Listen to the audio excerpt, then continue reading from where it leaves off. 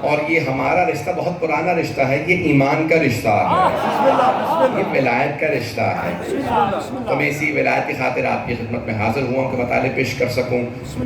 عزیزان گرامی، میں نے ایک موضوع کل شروع کیا تھا، حدیث نبوی کا انتخاب کیا۔ 2 دن میں نے کہا امام حسن مجتبی علیہ السلام کے فضائل مصائب پیش کروں گا۔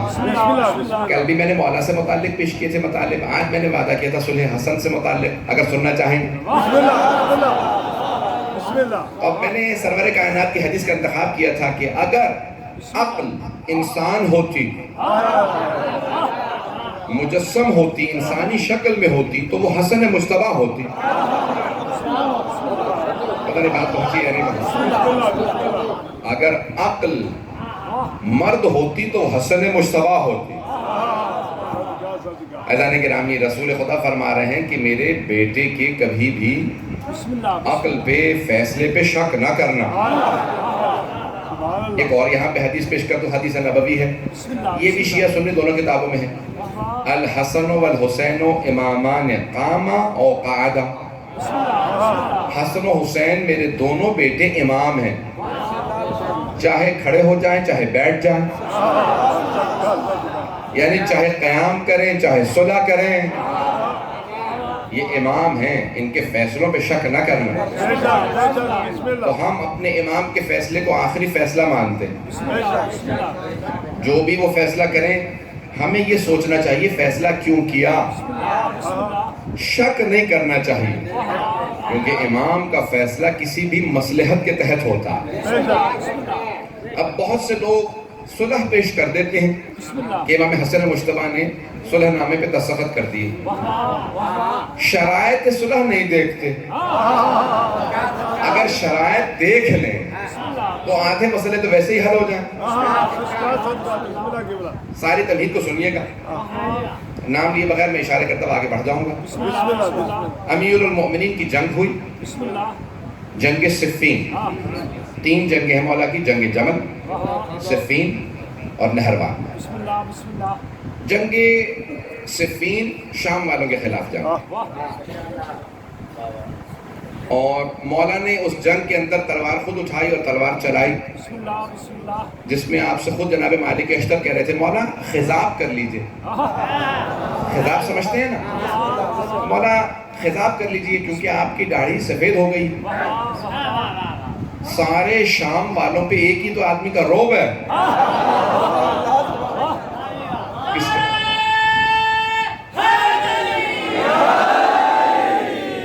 اسی پیارے انداز سے سنتے رہیں گے۔ میں جانتا ہوں کہ آپ سرائکی سننے کے عادی ہیں، میری اردو ٹوٹی پھوٹی جس الفاظ سے پیش کر رہا ہوں سنتے رہیے گا، اور جس محبت سے آپ نے کل سنا اسی محبت کے ساتھ، اسی عقیدت کے ساتھ سنیں گے۔ عزیزان گرامی، اب شام میں 80,000 کا لشکر آ رہا تھا، مولا کے مقابلے میں 80,000 کا لشکر اس زمانے میں، اور مولا کے ساتھ 20,000 کے ایک لشکر کی تیاری تھی۔ تو جناب مالک اشتر فوج کے سپہ سالار ہیں، وہ بار بار کہہ رہے تھے مولا ایک ہی آدمی کا تو روب ہے سارے شامیوں پہ، ایک ہی آدمی کا روب ہے، ہر شامی بس ایک ہی سوال کر رہا ہے حیدر کون ہے؟ حیدر کون ہے؟ سب کے ذہنوں میں بس ایک ہی سوال ہے حیدر کون ہے؟ تو کہا مولا جب وہ دیکھیں گے کہ حیدر کے تو بال سفید ہو گئے ہیں، کہیں ایسا نہ ہو کہ روب ختم ہو جائے، وہ یہ سوچیں علی بوڑھے ہو گئے ہیں۔ تو جناب امیر نے ایک مرتبہ کہا مالک خضاب زینت کی علامت ہے، خوشی کی علامت ہے، میں غم میں ہوں۔ یہ جناب سیدہ کے غم کی طرف اشارہ ہے، یہ میری تحلیل ہے کہ جناب سیدہ کی طرف اشارہ ہے۔ بعض علماء نے اہل سنت کے لکھا کہ نہیں رسول خدا کی طرف اشارہ ہے، نہیں جناب سیدہ کے غم کی طرف اشارہ ہے، کیونکہ مولا کا خطبہ نمبر 202 نہج البلاغہ میں ہے، جہاں آپ نے فرمایا کہ میں آج کے بعد سے کبھی سکون نہیں رہے گا، یہ جناب سیدہ سے متعلق ہے۔ بہرحال میں اپنے اس میں تفصیل میں نہیں جاؤں گا۔ تو مولا نے کہا کہ نہیں خضاب کی ضرورت نہیں ہے، کیونکہ خضاب زینت کی علامت ہے، کر لو تو کوئی حرج نہیں، نہ کرو تو کوئی حرج نہیں۔ توجہ ہو کہ رسول خدا اپنے اصحاب سے بدر میں اس لیے کہتے تھے کہ دشمنوں پہ روب کہیں ختم نہ ہو جائے، کہ رسول خدا کے ساتھ سب بوڑھے لوگ ہیں، اس لیے رسول خدا کہتے تھے داڑھی سفید اپنی خضاب کر کے سیاہ کر لو، یہ سرخ داڑھی کر لو تاکہ دشمنوں پہ روب رہے۔ کہ مالک مجھے میدان میں آ لینے دو، تمام دشمنوں کو پتہ چل جائے گا علی علی ہے۔ جب میں میدان میں اتروں گا سب کو اندازہ ہو جائے گا۔ مالک شیر بوڑھا بھی ہو جائے تو شیر شیر رہتا ہے، مالک شیر بوڑھا بھی ہو جائے تو شیر شیر ہوتا ہے۔ جب میں میدان میں اتروں گا سب کو اندازہ ہو جائے گا۔ اب یہاں پہ روایت کے الفاظ ہے کہ جناب امیر جب آئے نا تو ہر شام والا سوال کر رہا تھا حیدر کون ہے، حیدر کون ہے؟ تو ایک آدمی نے کہا ابھی آئیں گے میں دکھا دوں گا، کیونکہ شام والوں نے دیکھا نہیں تھا۔ اچھا مولا ہمیشہ زمین پہ کھڑے ہو کے جنگ کرتے تھے، گھوڑے پہ سوار جنگ نہیں کرتے تھے، زمین پہ کھڑے ہو جاتے تھے۔ کسی نے پوچھا یا علی اب اتنے افراد کو مار کیسے دیتے ہیں جب آپ گھوڑے پہ نہیں ہوتے؟ مولا نے فرمایا کہ میں زمین پہ کھڑا رہتا ہوں، جس کی موت آتی ہے وہ خود ہی میرے سامنے آ جاتا ہے۔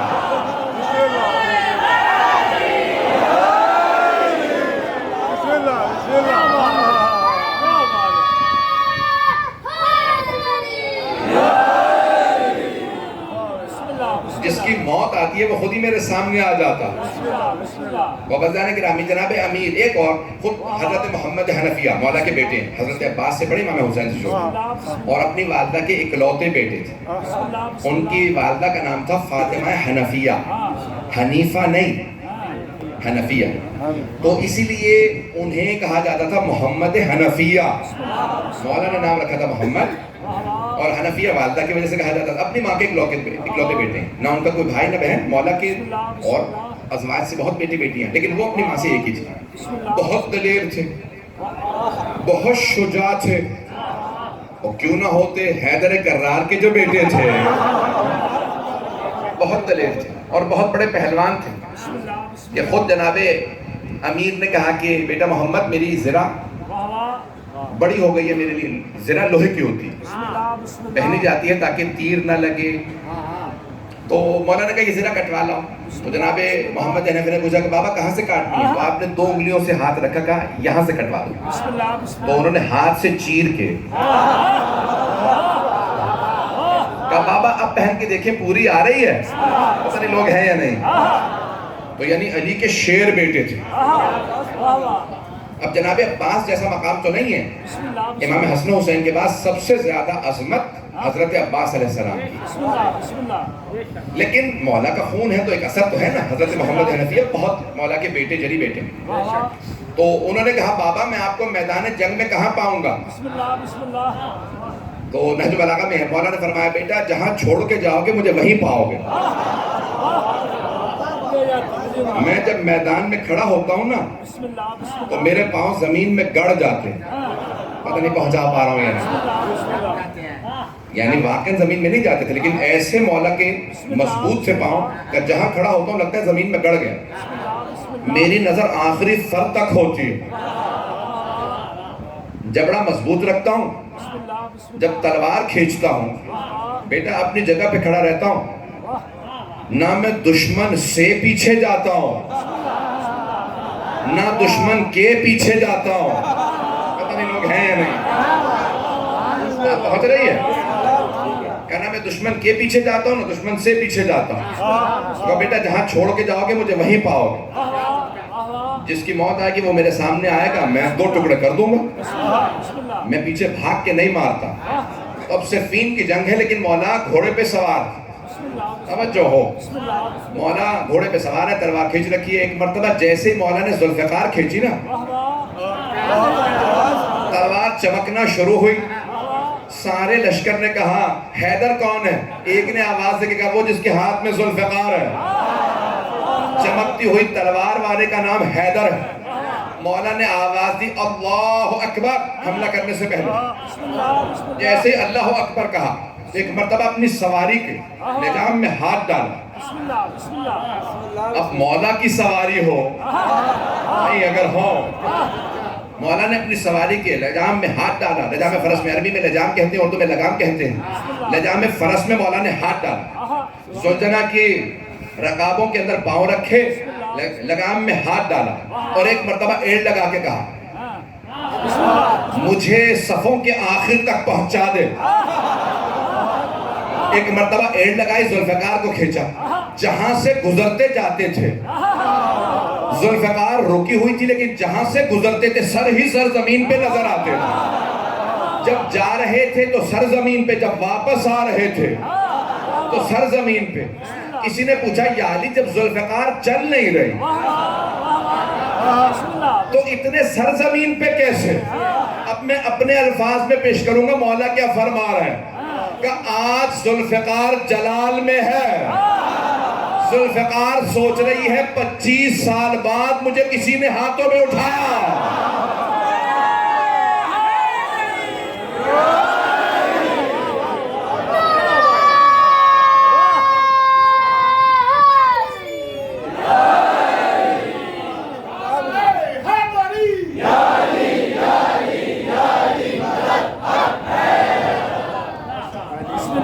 میں اپنے انداز سے پیش کر رہا تو مولا نے ایک مرتبہ ذوالفقار کھینچی اور بہت تیزی سے اپنے فرس کو، اپنی سواری کو آگے بڑھایا۔ جیسے ہی ذوالجناح جا کے واپس آیا تو ہر طرف سر ہی سر زمین پہ نظر آ رہے تھے۔ کہ یعنی جب تلوار چل نہیں رہے تو سر ہی سر زمین پہ کیسے؟ کہ آج ذوالفقار جلال میں ہے، میں علی کے ہاتھوں میں ہوں، میں ذوالفقار کا صدقہ اتار رہا ہوں۔ ذوالفقار کو مولا نے روکا ہوا ہے لیکن چل چل کے بتا رہی ہے آج مجھے بھی ناز ہے، میں علی کے ہاتھوں میں ہوں۔ مولا جہاں سے گزرتے سر ہی سر نظر آتے۔ شام والے کے ساتھ جنگ ہوئی، بس میں مجھے اسی کو پیش کرنا ہے۔ اپنے ہی کچھ لوگوں نے بغاوت کر دی، انہیں ہم کہتے ہیں خوارج۔ اردو میں خوارج کا لفظ استعمال ہوتا ہے لیکن عربی کا لفظ ہے، خوارج جمع ہے، ایک کو کہتے ہیں خارجی۔ بات پہنچ رہی ہے؟ خارجی یعنی جو امام کے خلاف خروج کرے، چاہے کلمہ پڑھتا ہو، چاہے نماز پڑھتا ہو۔ بہت سے پہنچ گئے، میں نے بات مکمل نہیں کی، پہنچ گئے، کیونکہ سب کا باب مدینۃ العلم جو ایک ہے۔ تو اب چاہے خارجی نماز پڑھتا ہو، کلمہ پڑھتا ہو، قرآن پڑھتا ہو، لمبی لمبی داڑیاں ہو، لیکن پھر بھی نجس ہے، اگر علی کا دشمن ہے۔ بات پہنچی یا نہیں پہنچی؟ تو خوارج جو ہیں وہ امام کے خلاف خروج کرنے والوں کو کہا جاتا ہے۔ تو اب حضرت علی کے خلاف لوگوں نے خروج کیا، وہ خارجی ہیں۔ میں نے کسی کا نام نہیں لیا، اب جو جو علی کے خلاف خروج کرے وہ خارجی ہے، پتہ نہیں لوگ ہیں۔ اب بھائی مرد ہو، پتہ نہیں لوگ ہیں یا نہیں۔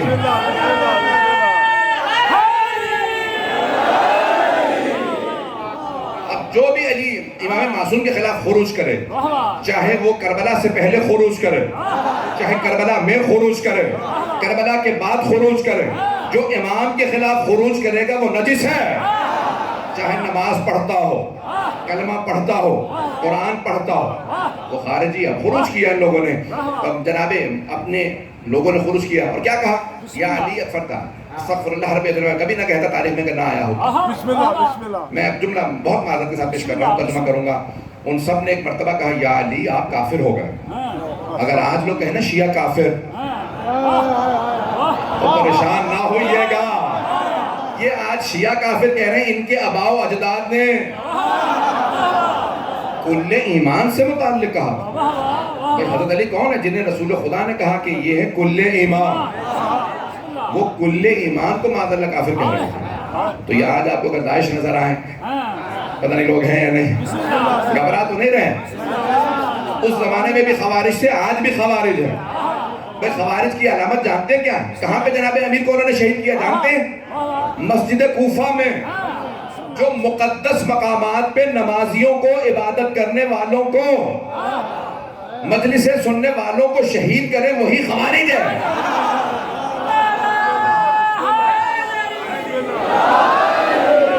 بات پہنچ رہی ہے؟ جو عبادت کرنے والوں کو مارے وہی خوارج ہے۔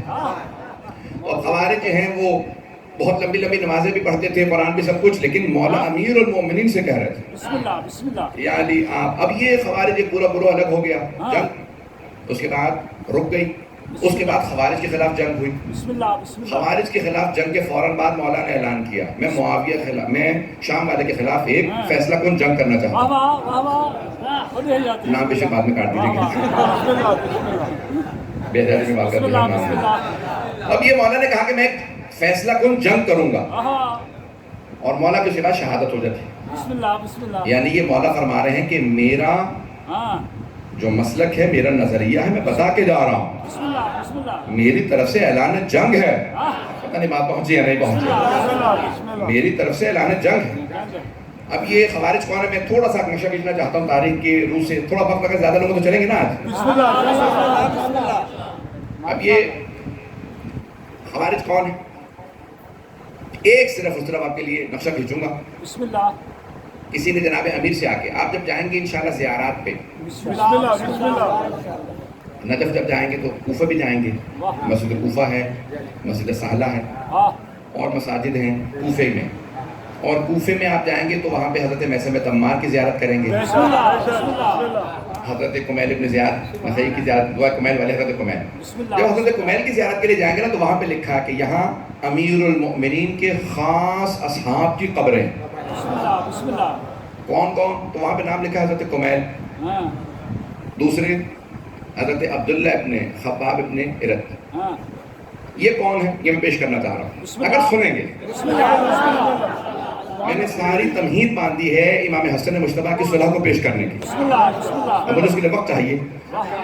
اذان کرام میں ہوا یہ کہ حضرت عبداللہ ابن خباب ابن ارت آ رہے تھے اپنی زوجہ کے ساتھ، بستی سے آ رہے تھے شہر، کوفہ شہر آ رہے تھے، ان کی زوجہ حاملہ تھی، ولادت ہونے والی تھی، تو انہوں نے کہا میں شہر چلا جاتا ہوں، بستی میں انتظام نہیں تھا، جب جا رہے تھے تو انہوں نے گدھے پہ اپنی زوجہ کو بٹھا رکھا تھا، آخری ایام تھی اور وہ خود گدھے کو لے کے چل رہے تھے، غربت تھی، غریب آدمی تھی، دیکھیں غربت سے فیصلہ نہیں ہوتا، ایمان سے فیصلہ ہوتا۔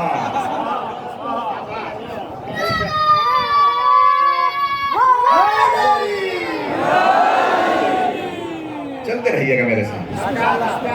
تو اب وہ خباب ابن ارت آ رہے ہیں اور ایک مرتبہ خوارج نے انہیں روک لیا، لمبی لمبی داڑیاں ہیں، سارے کے سارے راستے میں روک، کہ بتاؤ تم علی کو مانتے ہو یا نہیں؟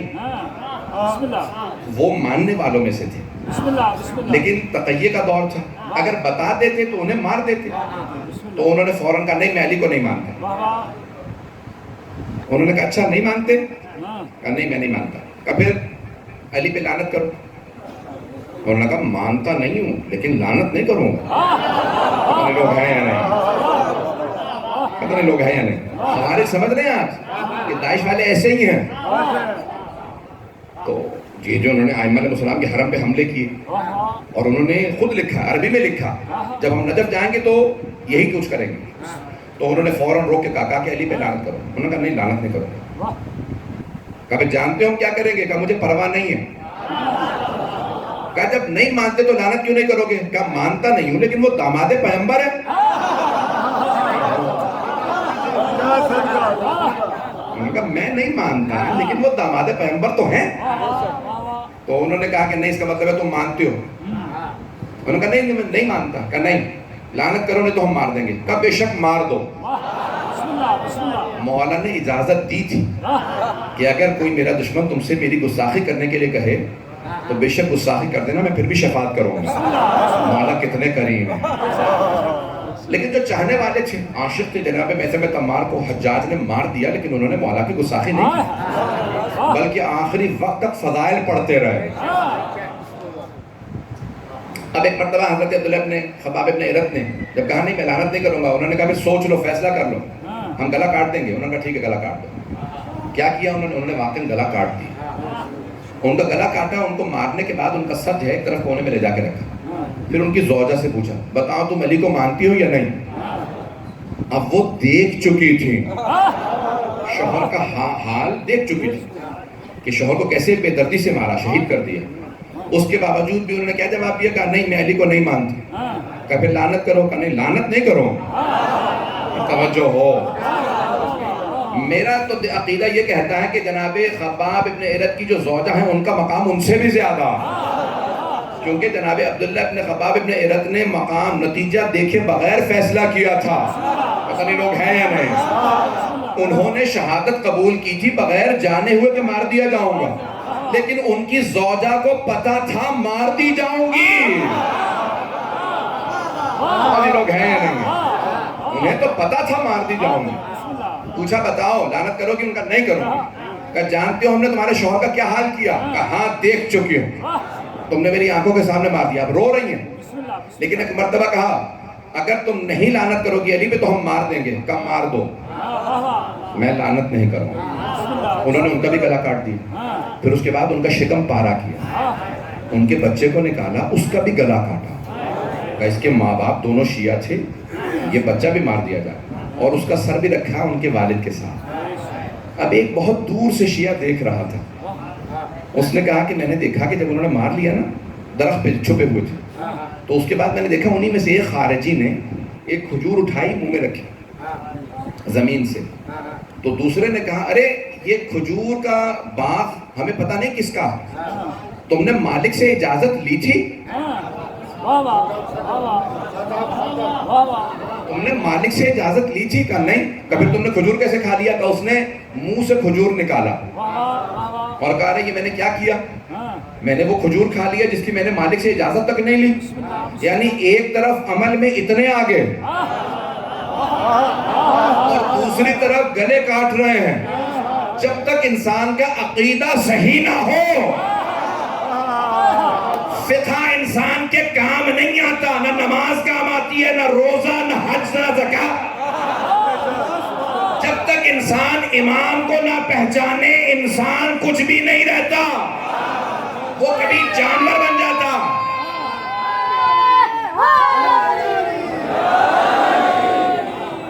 بات پہنچی ہے نہیں پہنچی؟ گرامی جو امام کو نہیں پہچانتا وہ چاہے نمازیں پڑھتا رہے لیکن جانور بن جاتا. پتہ نہیں بات پہنچ رہی ہے نہیں؟ ایسانے گرامی وہ نمازیں پڑھ رہے تھے، لمبی لمبی داڑیاں رکھی ہیں، قرآن کی تلاوت کر رہے ہیں، غصبی کھجور بھی نہیں کھا رہے، لیکن دین حلق سے نیچے نہیں اترا تھا کیونکہ امام کو پہچانا ہی نہیں تھا. جو امام کو نہیں پہچانتا وہ چاہے جتنا مرضی دین پہ عمل کرتا رہے، اس کے طرف سے دین قبول ہی نہیں خدا کرتا.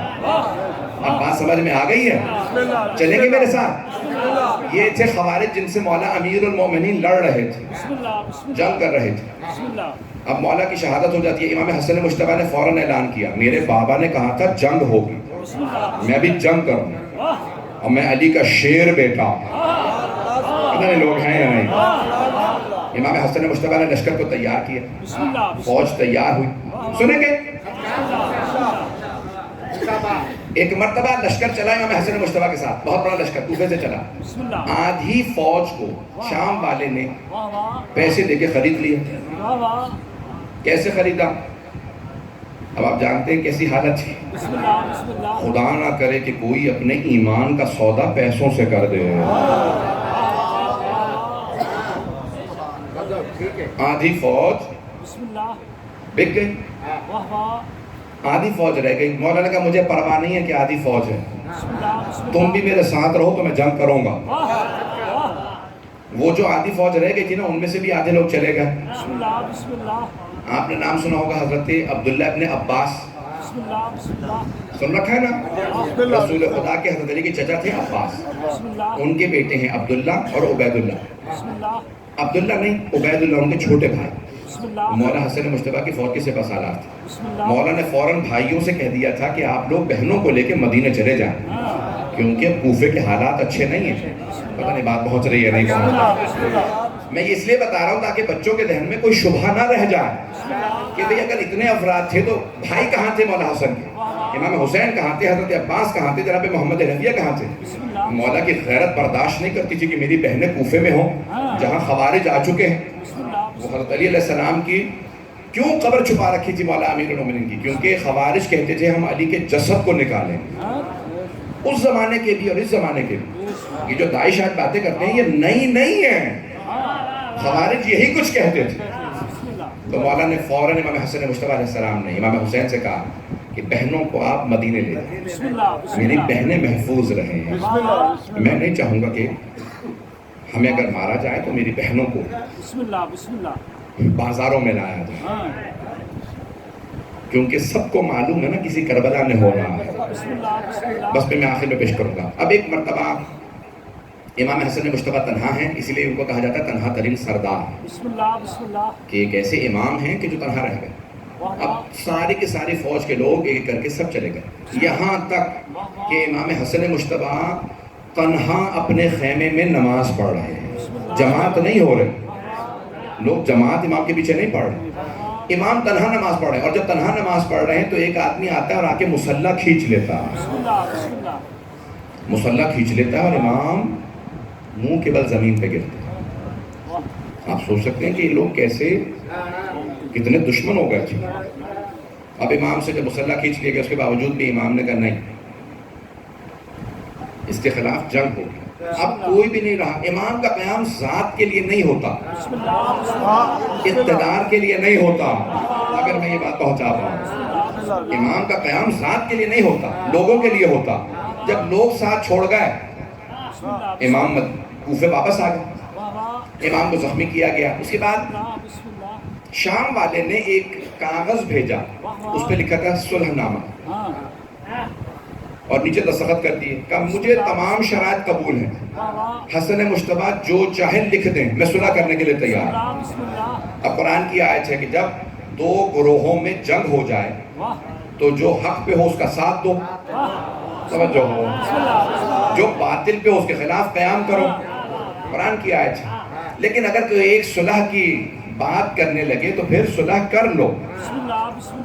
تو اس نے صلح نامہ بھیجا، امام نے کہا نہیں، میں صلح نامہ کو نہیں مانتا. توجہ ہو. کہا کیوں نہیں مانتے؟ کہا کیونکہ یہ جھوٹا منافق ہے، دھوکے باز ہے. مجھے اس کی صلح اس سے کی جاتی ہے جس میں ایمان ہو، جو باتوں کو مانتا ہو. اس میں کوئی ایمان نہیں ہے، اس لیے میں صلح نہیں کرتا اس کے ساتھ. سارے لوگوں نے کہا کہ نہیں، آپ کو صلح کرنی پڑے گی. تو امام علیہ السلام نے کہا کہ میری جنگ بھی تمہارے لیے تھی، میری صلح بھی تمہاری وجہ سے ہے. میں اپنے لیے نہیں، مجھے اقتدار نہیں چاہیے، مجھے حکومت کا لالچ نہیں ہے. تم یہ سمجھو کہ حکومت کی خاطر سب کچھ کر رہا، اور اب بھی تم یہ سمجھو کہ اسے حکومت مل گئی ہے تو یہ چھوڑنا نہیں چاہتا. نہیں، ایسا نہیں ہے معاملہ. میں نے جنگ کی تھی تو اللہ کی خاطر کہ اس کے بندوں کو ان کا حق مل جائے، اور آج اگر صلح بھی کر رہا ہوں تو خدا کی خاطر کہ اس کے بندے جنگ کے لیے تیار نہیں. تو مولا نے کہا ٹھیک ہے، لیکن پہلی شرط، اگر شرائط سننا چاہیں. اب تک واضح ہے مولا نے کن حالات میں صلح کی ہے. حالات کیسے ہیں؟ مولا دل سے صلح نہیں کر رہے ہیں، حالات ایسے ہیں کہ جہاں لوگ آپ کا ساتھ نہیں دے رہے. پتہ نہیں بات پہنچی ہے نہیں پہنچی، لوگ ساتھ نہیں دے رہے تھے. یہاں تک مولا کا فرمان ہے اگر بات دیتے تو میں اس کے خلاف جنگ کرتا. امام حسین کے ساتھ تو 72 تھے، میرے ساتھ 20 بھی ہوتے، میں جنگ کرتا. لیکن 20 افراد کے ساتھ کھڑے نہیں تھے. اب ایک مرتبہ امام نے پہلی شرط رکھی، کہا کہ پہلی شرط، یہ جو ممبروں سے میرے بابا پہ تبرہ کیا جاتا ہے، توہین کی جاتی ہے، اس کو رکوایا جائے. بھئی اب اگر دیکھیں امام صلح بھی کر رہے ہیں تو اپنی شرائط پہ، اس کی شرائط پہ نہیں. حالات کیسے ہیں جب صلح کر رہے ہیں، اور شرائط اپنی رکھ رہے ہیں. اگر سنیں گے، مولا نے پہلی شرط رکھی، یہ جو ممبروں سے میرے بابا کی توہین کی جاتی ہے اسے رکوایا جائے. دوسری شرط، یہ جتنا بھی کوفے کے بیت المال میں پیسہ رکھا ہے یہ شام نہیں جائے گا، یہ مجھے دیا جائے گا. میں تمام علی ابن ابی طالب کے شیعوں میں برابر تقسیم کروں گا. پتہ نہیں لوگ ہیں یا نہیں، کیونکہ مولا کو پتا تھا وہ سب کو فاقوں سے مار دے گا، اور وہ ایسا ہی تھا. تیسری شرط کہ وہ اپنے بعد اپنے بیٹے یزید کو خلیفہ نہیں بنائے، کیونکہ مولا جانتے تھے وہ ایسا کرے گا.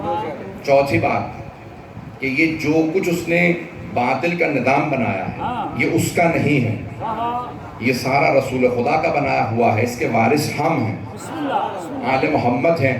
تو مولا نے فرمایا کہ میں اس نظام کو، اور اگر مولا خود جانتے ہیں نا اپنے علم میں، مجھے زہر دے دیا جائے گا، شہید کر دیا جائے گا، تو کہا میرے بعد میرا بھائی حسین ہر چیز کا وارث ہے، یہ کسی اور کو نہیں دے سکتا۔ پتہ نہیں بات پہنچ رہی ہے نہیں پہنچ۔ مولا نے ساری شرائط رکھی، اور بھی کچھ شرائط لکھی ہیں، یہ مولا نے ساری شرائط لکھ کے اسے بھیج دیا اور کہا میں کوفے سے مدینے واپس جا رہا ہوں۔ کہا مولا کیوں؟ مولا نے کہا کیونکہ میں جانتا ہوں شرائط میں نے رکھی ہیں، وہ کوئی شرط نہیں مانے گا۔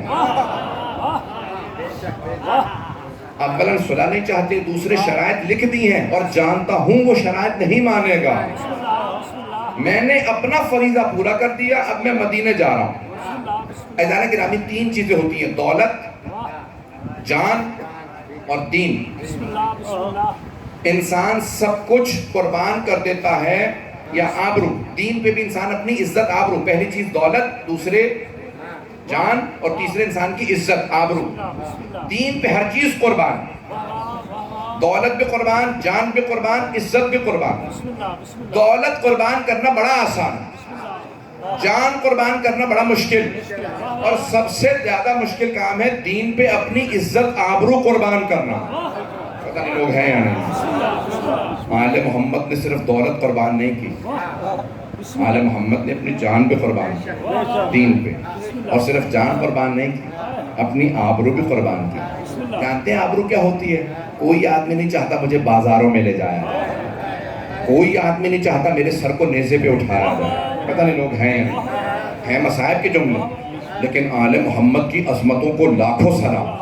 اگر آج ان کی عزت ہے دنیا میں تو یہ اللہ کو منظور نہیں تھا کہ جس طرح سے ان کی آبرو کو سڑکوں پہ لے جایا گیا، اس لیے اللہ نے ان کے نام کو اتنا بلند کیا ہے کہ جنہیں بازاروں میں لے جایا گیا تھا آج ہر مجلس میں انہی کا نام ہوگا۔ آج جمعے کا خطبہ کوئی بھی دے گا وہ پنجتن پاک کے نام لینے پہ مجبور ہوگا۔ کسی کے بھی جمعے پہ چلے جائے وہ پنجتن کے نام لے کے درود و سلام بھیجے گا۔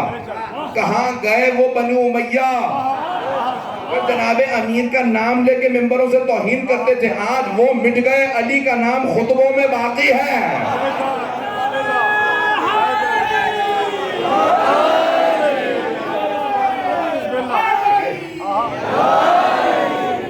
آپ پہنچ رہی ہیں میرے بھائی؟ عزیزان گرامی، آبرو تک آل محمد نے اپنے قربان کی، یہاں تک کہا کہ بے شک ہمارے سر اٹھا دیے لیکن ہم وہاں سے بھی دین کا دفاع کریں۔ مولا امام حسن مجتبیٰ علیہ السلام نے سارے کے ساری شرائط لکھوائیں، اس کے بعد مدینے آ گئے۔ اب مدینے جب آئے تو جانتے ہیں کیا ہوا؟ اپنے ہی جو بہت سے تھے وہ سب مخالف ہونے لگے، اور جب مولا سے ملتے تھے تو کہتے تھے السلام علیکہ یا مذل المسلمین، اے مسلمانوں کو ذلیل کرانے والے، آپ پہ سلام۔ بڑے سخت الفاظ ہیں، لیکن مولا جواب نہیں دیتے تھے۔ یہاں تک کہ روایات میں حضرت عباس کھڑے ہو جاتے کہ مولا میں ان میں سے کسی کی توہین برداشت نہیں کروں گا کہ میرے سامنے کوئی آپ کی توہین کرے۔ تو مولا کہتے ہیں کہ نہیں عباس ابھی صبر کیجیے۔ ایک دن مولا حسن مجتبیٰ گھر آئے تو دیکھا مولا حسن کے پاؤں سے خون بہ رہا۔ کس نے دیکھا؟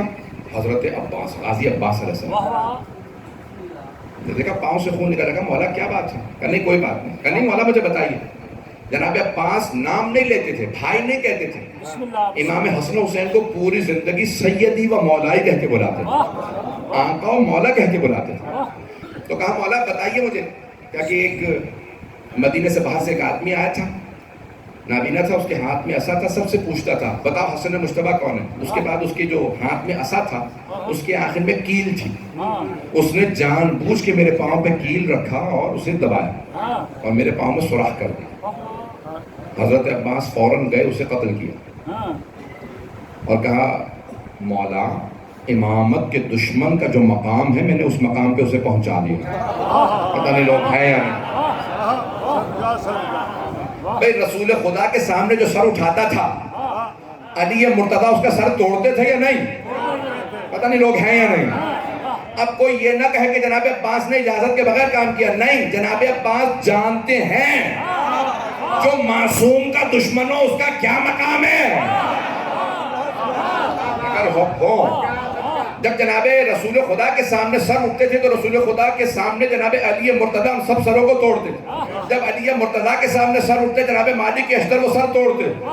جب امام حسن کے سامنے امام حسین کے سامنے کوئی سر اٹھاتا تو جناب عباس وہ سر توڑتے تھے. پتہ نہیں بات پہنچی ہے نہیں پہنچی. یہ واجب تھا جناب عباس علیہ السلام کیونکہ امامت کا دفاع جناب عباس کا فریضہ اور انہوں نے اپنا فریضہ بے احسن طریقے سے نبھایا. بات پہنچ رہی ہے میری. حضرت عباس علیہ السلام وہ تمام افراد جو امام حسن مجتبیٰ کے سامنے سر اٹھاتے انہیں وارننگ دیتے, تہدید کرتے, خبردار یہ امام ہے. ایک جملہ یہاں پیش کروں گا, سن لیجیے. میدان صفین ہے, جناب امیر بار بار کہتے ہیں عباس حملہ کرو, عباس پانی لاؤ, عباس زرہ لاؤ, عباس میرے نالین لاؤ, عباس میری سواری لاؤ, عباس وضو کرنا ہے پانی لاؤ. جو ایک آدمی نے چھپ کے جناب عباس سے کہا لگتا ہے آپ کے بابا کو آپ سے محبت نہیں ہے, کوئی اور ہوتا تو اور بات تھی. یہ حضرت عباس علیہ السلام تھے. جناب عباس نے کہا خدا تیرا منہ توڑ دے, میرے بابا پہ شک کرتا, جب میں نے کوئی خطا نہیں کی تو میرے بابا مجھ سے محبت کیوں نہیں کریں گے. کہ پھر آپ کے بابا دونوں آپ کے بھائی حسن حسین جوان ہیں, ایک آپ سے 23 سال بڑے, دوسرے 24 سال بڑے, ان دونوں سے کوئی کام نہیں کہتے, ان دونوں سے کوئی کام نہیں کہتے, ہر کام کہتے ہیں عباس پانی لاؤ, عباس سواری لاؤ, عباس تلوار لاؤ, ہر کام عباس. جبکہ آپ 13 برس کے, آپ چھوٹے ہیں, آپ کم سن ہیں, ہر کام آپ سے کہتے ہیں جناب امیر. علی ابن ابی طالب ہر کام آپ سے کہتے ہیں, حسن حسین سے کوئی کام نہیں کہتے. کیوں آپ سے ہر کام کہتے ہیں؟ لگتا ہے ان سے محبت کرتے ہیں, آپ سے نہیں. جناب عباس نے کہا نہیں, تو نے قرآن نہیں پڑھا. کہ قرآن میں کہاں لکھا؟ کہ قرآن میں سورہ آل عمران میں لگا تھا ند ابنانا و ابناکم, تم اپنے بیٹوں کو بلاؤ ہم اپنے بیٹوں کو بلائیں گے. اللہ نے حسن حسین سے متعلق فرمایا کہ حسن حسین رسول کے بیٹے ہیں. میرے بابا رسول خدا کے بیٹوں کو حکم نہیں دیتے, اپنے بیٹے کو.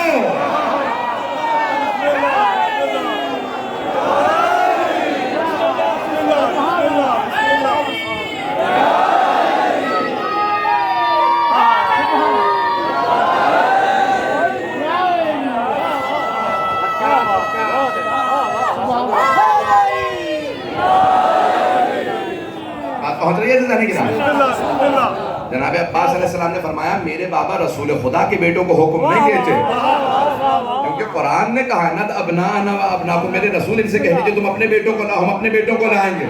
جب قرآن نے کہہ دیا حسن حسین رسول کے بیٹے تو میرے بابا رسول خدا کے بیٹوں کو حکم نہیں دیتے, اپنے بیٹے کو حکم دیتے.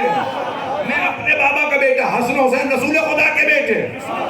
جو ہو بھائی اللہ نے کہا یہ آپ کے نواسے آپ ہی کے ہیں, تو جب اللہ نے کہہ دیا حسن حسین کو رسول خدا کا بیٹا تو میرے بابا اپنے بیٹے کو حکم دیتے ہیں. کیا کوئی مثال ہے؟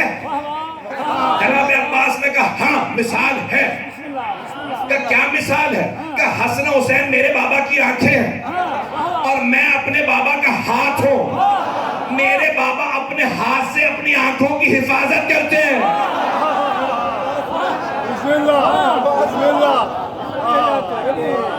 اپنے ہاتھ سے اپنی آنکھوں کی حفاظت کرتے ہیں. میں حسن حسین پہ قربان ہوں, وہ سیدہ کے بیٹے ہیں, میں کنیز کا بیٹا ہوں.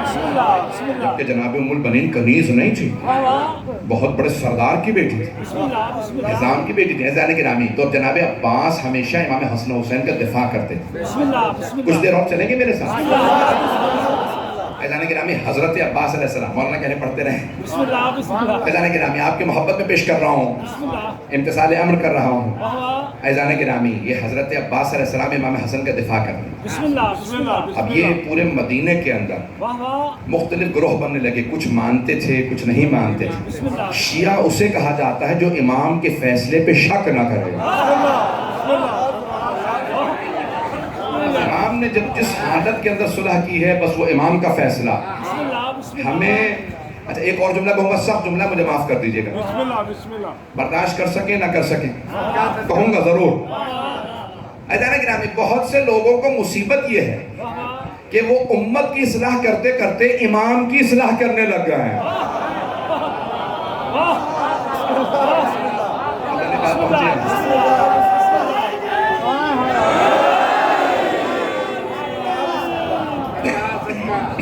بسم اللہ. بات پہنچ گئی. بسم اللہ بسم اللہ. امت کی اصلاح کرتے کرتے یہ صحیح کرو، وہ صحیح کرو، یہ صحیح نہیں، وہ صحیح نہیں. بسم اللہ بسم بھائی اللہ. امت کی اصلاح کر رہے ہیں، ٹھیک ہے، واہ واہ واہ. انہیں عادت ایسی پڑی کہ وہ امام کی بھی اصلاح کر رہے ہیں. بسم اللہ بسم اللہ. معاذ اللہ. بسم اللہ. وہ کہتے ہیں نہیں امام کو یوں نہیں کرنا چاہیے تھا، ویسا نہیں کر. بھائی تو ہے کون بھائی؟ وہ امام معصوم ہے، وہ ان کا فیصلہ. امام کے فیصلے پہ شک کرنے کی گنجائش نہیں ہے. جو امام کے فیصلے پہ شک کرے اس کا ایمان چلا جاتا ہے. اب امام نے جن حالات کے اندر بھی صلح کی، امام کا فیصلہ وہ امام بہتر جانتے ہیں. امام کے کبھی بھی فیصلوں میں تضاد نہیں ہوتا. ایسا نہیں ہے کہ امام حسن، کیونکہ بہت سے لوگ آج مسلمان ایسی باتیں کر رہے ہیں، امام حسن صلح کن تھے، امام حسین شروع سے جنگ پسند تھے، معاذ اللہ استغفر اللہ علیہ. تو کہا اس لیے امام حسن نے صلح کر لی اور امام حسین نے جنگ کر لی. خدا کی قسم اگر امام حسن کی جگہ امام حسین ہوتے تو وہ بھی صلح کرتے، اور اگر امام حسن امام حسین کی جگہ ہوتے تو وہ بھی کربلا میں جا کے جنگ کرتے. لوگ ہیں یا نہیں؟ پہنچ گئی ہے. ائمہ کے کردار میں تضاد نہیں ہے. بات پہنچ رہی ہے میرے بھائی؟ ائمہ کے کردار میں کوئی تضاد نہیں. حالات مختلف ہیں، حالات میں تضاد ہے. کسی کے حالات کچھ ہیں، کسی کے حالات کچھ ہیں. ان حالات کے حساب سے امام جانتے ہیں بہتر فیصلہ کون سا. ہمارا کام ہے امام کے فیصلے کو مانیں. میں نام لیے بغیر کہوں گا، رسول خدا نے صلح حدیبیہ کی جبکہ مسلمان مضبوط تھے. صحابہ کہہ رہے تھے یا رسول اللہ صلح حدیبیہ پہ دستخط نہ کیجئے، ہم مضبوط ہیں. کچھ لوگ بزرگ پہنچ گئے ہیں، میں نام نہیں لے رہا ہوں. صحابہ نے پیغمبر کی ابا میں ہاتھ ڈالا کہ مجھے آج تک آپ کی نبوت میں اتنا شک نہیں ہوا جتنا آج ہو رہا. بس جس نے شک کیا نبوت پہ، اس نے شک کیا امامت پہ. جس نے امامت پہ یا نبوت پہ شک کیا اس کا ایمان ضائع. اللہ نے فتح خیبر پہ نہیں کہا اِنَّا فَتَحْنَا لَكَ فَتْحًا مُبِينًا. اللہ نے خیبر کی فتح پہ نہیں کہا، خندق کی فتح پہ نہیں کہا اِنَّا فَتَحْنَا لَكَ فَتْحًا مُبِينًا. نہیں، سورہ فتح نازل ہوئی صلح حدیبیہ پہ. صلح ہو گئی. بہت سے لوگ شک کے ساتھ واپس گئے، ارے یہ کیسے نبی ہیں کہ کیسی صلح کر دی. اللہ نے کہا خدا کی قسم ہم نے آپ کو فتح مبین عطا کی ہے. اے میرے حبیب آپ ہی کی جیت ہے. وہ فیصلہ جس پہ سائن دستخط رسول خدا نے کیے تھے، وہ سارے مشرکین ہار گئے، پیغمبر جیت گئے. امام حسن مجتبیٰ نے جو دستخط کیے تھے، امام نے شرائط لکھی تھی. جب اس نے شرائط کو نہیں مانا تو شکست اس کی ہوئی. اس نے شرائط کو نہیں مانا. اس نے کہا کہ میرے بعد میرا جانشین یزید ہوگا. امام نے کہا دیکھا میں نے کہا تھا نا یہ شرائط نہیں مانے گا. اس نے کہا نہیں علی پہ تبرہ جاری رہے گا، بیت المال میں چھین لوں گا، شیعوں کو فاقے کرواؤں گا. توجہ. جب اس نے ساری شرائط پھاڑ کے پھینک دی، امام نے کہا اب بتاؤ فتح کس کی ہوئی؟ جس نے شرائط لکھی تھی وہ جیتا یا جس نے شرائط کو پھاڑ دیا؟ اگر اس نے اس وقت مان لیا تھا اور بعد میں اس نے شرائط کو پھاڑ کے پھینک دیا، اس کا مطلب ہے شکست اس کی ہوئی. پتہ نہیں لوگ ہیں یا نہیں. بات واضح ہوئی ہے؟ جانے کی نامی امام حسن مجتبیٰ علیہ السلام نے شرائط بتا دی تھی. اس کے بعد امام واپس آ گئے، مدینے آ گئے، اور امام نے اسی طرح سے تمام چیزوں کو جاری رکھا. دسترخوان چلتا رہا، امام کی سخاوت جاری رہی. اب شام والا ایک دن مدینے آیا. ایک واقعہ سنانا چاہتا ہوں، تھوڑا سا وقت ہے. شام والا آیا مدینے، اور اس نے جانتا تو تھا نہیں مدینے والوں کو، جیسا جیسا صحابیوں مجھے بتاتے رہنا. اس حساب سے پیسے دیتا رہوں گا. بسم اللہ پتہ نہیں لوگ ہیں یا نہیں. بسم اللہ صحابی آئے ان کے کتنے یہ کون ہے کہ یہ فلاں صحابی بسم اللہ اب میری طرف سے انہیں 50 درہم دے دو. ایک اور آئے کہ انہیں 100 درہم دے دو. کسی کو 200, کسی کو 300, 400, 500 سارا دن پیسے دیتا رہا. توجہ ہو, درباریوں کی کبھی بھی کمی نہیں تھی. پتہ نہیں لوگ ہیں یا نہیں. بسم اللہ بسم اللہ اب کیا ہوا, صبح سے شام تک سب کو پیسے, عصر کا وقت آ گیا, سب کو پیسے. دیکھیں اپنے پیسے پہ سخاوت دکھانی چاہیے, بیت المال پہ نہیں. یہ جو کچھ دے رہا تھا بیت المال سے دے رہا, بیت المال سے اس کو پیسے دے, اس کو پیسے دے. عصر کے وقت امام مسجد میں آئے, امام حسن مصطفیٰ, یہ جہاں بیٹھا تھا وہاں نہیں آئے, یہ امام ہے. امام آئے, اپنی نماز پڑھنے لگے. بسم اللہ اس نے کہا حسن مصطفیٰ آئے ہیں. بسم اللہ بسم اللہ کہاں آئے ہیں, آپ کو سلام نہیں کریں گے. بسم اپنے اللہ لوگ ہیں یا نہیں. اپنی نماز پڑھنے آئے, امام نے نماز پڑھی. بسم اللہ تو اس نے کہا کہ صبح سے لے کے ہم نے عصر تک کتنے پیسے دیے. بسم اللہ بسم اللہ تو ایک آدمی نے حساب لگا کہ ہم نے اتنے 1000 پیسے دے دیے. تو اس نے کہا جتنے سارے دن میں پیسے دیے ہیں نا, بسم اللہ اتنے پیسوں کا زمین پہ ڈھیر لگا دے. واہ سونے کے سکے زمین پہ ایک مرتبہ ڈھیر لگا دیا. واہ اور ایک مرتبہ اس نے امام حسن مصطفیٰ سے کہا یہ سب آپ کے لیے. بسم اللہ بسم اور پھر اللہ ایک مرتبہ سینے پہ ہاتھ رکھ کے کہا میں ہندا کا بیٹا. رسول خدا کو اور اہل بیت کو ہندا سے سخت نفرت تھی, کیونکہ اس نے حضرت حمزہ کا کلیجہ چبایا تھا. بسم اللہ بسم اللہ یزید کی دادی تھی. تو جیسے اس نے کہا تو امام کو اذیت ہوئی کہ اس نے ہمارے چچا حمزہ کا جس نے کلیجہ چبایا تھا اس سے نسبت دے کے کہا. اس نے کہا یہ سارے پیسے آپ کے, اس کے نہیں تھے, بیت المال کے تھے. بیت المال ہے امام کا. تو اس نے کہا یہ سب آپ کے. امام نے کچھ نہیں اٹھایا, بسم اللہ بسم کھڑے اللہ رہے. اتنے میں ایک آدمی آیا, غریب آدمی تھا. بسم اللہ بسم اللہ اس نے ایک مرتبہ آنے کے بعد کہا کہ مولا میں نے نظر کی تھی بسم اللہ بسم کہ اللہ اگر میرا کام ہو گیا تو میں اپنے ہاتھوں سے جوتے بناؤں گا. بسم اللہ غریب آدمی تھا نا, تو جتنی منت مان سکتا تھا ویسی منت مانی کہ میں ہاتھوں سے جوتے بناؤں گا امام حسن مصطفیٰ کے لیے اور انہیں لے جا کے دوں گا. بسم اللہ تو امام نے کہا ٹھیک ہے, نئے جوتے ہیں دے دے, میں پہن لوں گا. مولا اس نے کہا نہیں مولا, منت یہ مانی تھی اپنے ہاتھوں سے آپ کے پاؤں میں پہناؤں گا. نہیں پتہ نہیں لوگ پہنچ رہے ہیں نہیں. اس نے کہا مولا منت یہ مانی تھی اپنے ہاتھوں سے آپ کے پاؤں میں پہناؤں گا. تو مولا بیٹھ گئے, تشریف فرما ہوئے. اس نے اپنے ہاتھوں سے مولا کے پاؤں کو صاف کیا, چوما, جوتے پہنائے. توجہ, جیسے ہی اس نے نئے جوتے پہنائے نا تو مولا نے وہ جو سامنے سونے کا ڈھیر رکھا تھا کہا یہ سب تیرا. توجہ, امام نے کہا یہ سب تیرا.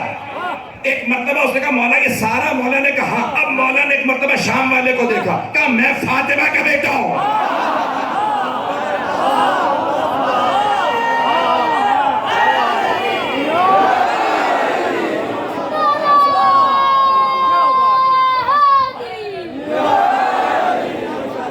بات پہنچ گئی.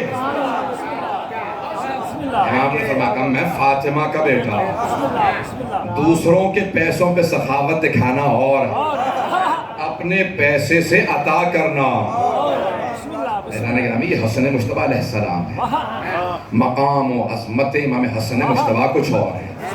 بس بھئی زیادہ وقت نہیں ہے. یہ سارے حالات ہیں کہ جہاں امام حسن مصطفیٰ علیہ السلام مدینے میں تنہا ہیں. آپ کے ساتھ ہے تو صرف آپ کے بھائی, اور بھائیوں نے بھرپور ساتھ دیا. امام حسین ہر جگہ ساتھ ساتھ رہتے. بسم اللہ بسم اللہ یہ جو بعض اوقات حملے ہوتے تھے نا وہ تب ہوتے تھے جب مولا خود کہتے تھے بھائیوں سے چلے جاؤ, بسم اللہ بسم عمرے پہ چلے جاؤ. اللہ ابھی اپنے اپنے حالات کو دیکھو. ایک مرتبہ مسجد نبوی میں امام حسن مصطفیٰ خطبہ دے رہے ہیں کہ ایک مرتبہ مروان کھڑا ہو جاتا اور گستاخی کرنے لگتا ہے جناب امیر کی اور امام حسن مصطفیٰ دونوں کو. گستاخی کر رہا تھا کہ حضرت عباس نے اور امام حسین نے دونوں نے کھڑے ہو کے کہا امام حسن سے اجازت ہے. جملہ میں کہہ گیا ہوں, کیا اجازت ہے؟ بسم اللہ بسم اللہ امام حسن مصطفیٰ خطبہ دے رہے تھے, رکے ہوئے تھے. تو کہا ہاں اجازت ہے. حضرت عباس سے کہا اجازت ہے. جناب عباس کا ہاتھ مروان کے گریبان میں گیا. پتہ نہیں لوگ ہیں یا نہیں. جب شیر چوہے کو لوگ ہیں یا نہیں؟ جب شیر چوہے کے گریبان میں ہاتھ ڈال لے تو پھر چوہے کی جرت نہیں ہوتی روک لے. جناب عباس نے گریبان میں ہاتھ ڈالا, گھسیٹنا شروع کیا, کہ یہ مسجد ہے نہیں تو میں یہی مار دیتا. پتہ نہیں ہے یا نہیں ہے؟ کہ مروان میں تجھے یہی مسجد میں مار دیتا اگر یہ مسجد نہ ہوتی, لیکن کیونکہ مسجد کا احترام واجب ہے باہر لے جا رہا ہوں اور وہاں لے جا کے ماروں گا. اب جیسے جناب عباس نے گریبان میں ہاتھ ڈالا اس کے ہاتھ پاؤں چھوٹ گئے, اب چلا نہیں جا رہا تھا. جناب عباس نے گھسیٹنا شروع کیا. توجہ, جناب عباس گھسیٹتے ہوئے لے جا رہے تھے. اب وہ یقین کر گیا کہ اب میں بچ نہیں سکتا. عباس کے ہاتھوں سے کون بچا؟ اس نے پلٹ کے امام حسن مجتبیٰ کو دیکھا, کہا آپ کو آپ کی ماں کا واسطہ. عباس سے کہے مجھے جانے دیں. ایک مرتبہ مولا حسین نے کہا عباس آج جانے دو. پتہ نہیں لوگ ہیں یا نہیں؟ امام حسین نے ایک مرتبہ آنکھوں میں آنسو آیا, کہا بھیا کیوں جانے دیا مروان کو؟ کہا میرے بھائی حسین, مجھے اگر کوئی میری ماں کا واسطہ دے دے میں کبھی رد نہیں کرتا.